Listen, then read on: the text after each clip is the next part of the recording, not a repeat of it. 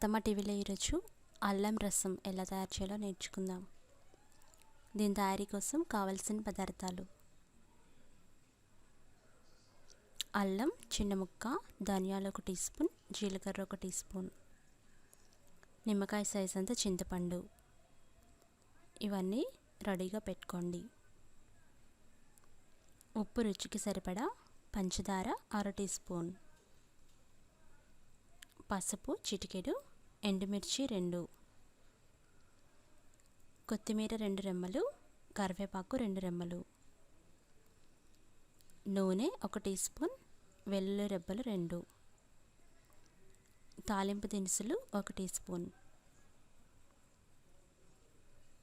Water 2 లీటర్లు.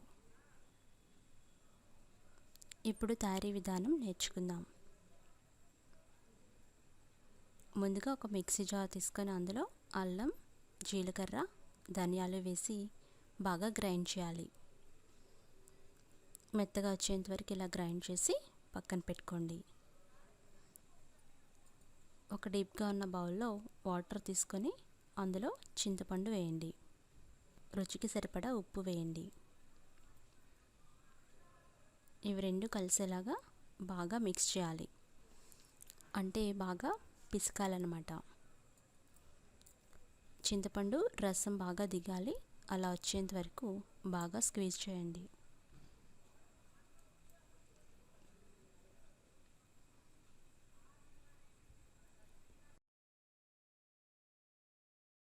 ఇప్పుడు దాన్ని స్టవ్ మీద పెట్టి అందులోనే ఎండుమిరపకాయలు అలాగే కొద్దిగా పసుపు వేయండి.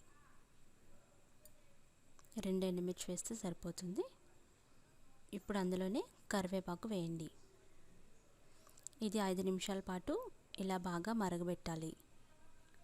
పొంగొస్తూ మరుగుతూ ఉండాలి. అలా మరిగిన తర్వాత తయారు చేసుకున్న పౌడర్ వేయండి. ఇప్పుడు ఒకసారి బాగా కలిపి బాగా మరిగేంత వరకు మరగబెట్టుకోవాలి. ఇలా రోలింగ్ బాయిల్ అవుతూ మరగాలి. ఇలా పొంగు రావాలన్నమాట.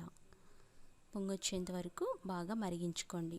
అందులో కొద్దిగా పంచదార వేస్తే టేస్ట్ మరింత పెరుగుతుంది. ఇప్పుడు 5 నిమిషాల పాటు కలిపెట్టి బాగా మరగబెట్టండి.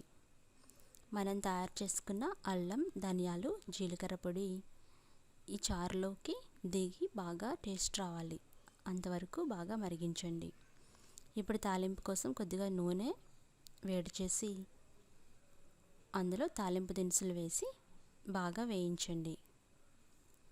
ఎండుమిర్చి, వెల్లుల్లిపాయలు, జీలకర్ర వేసి వేయించిన తర్వాత తాలింపుని మరుగుతున్న చారులో వేయండి.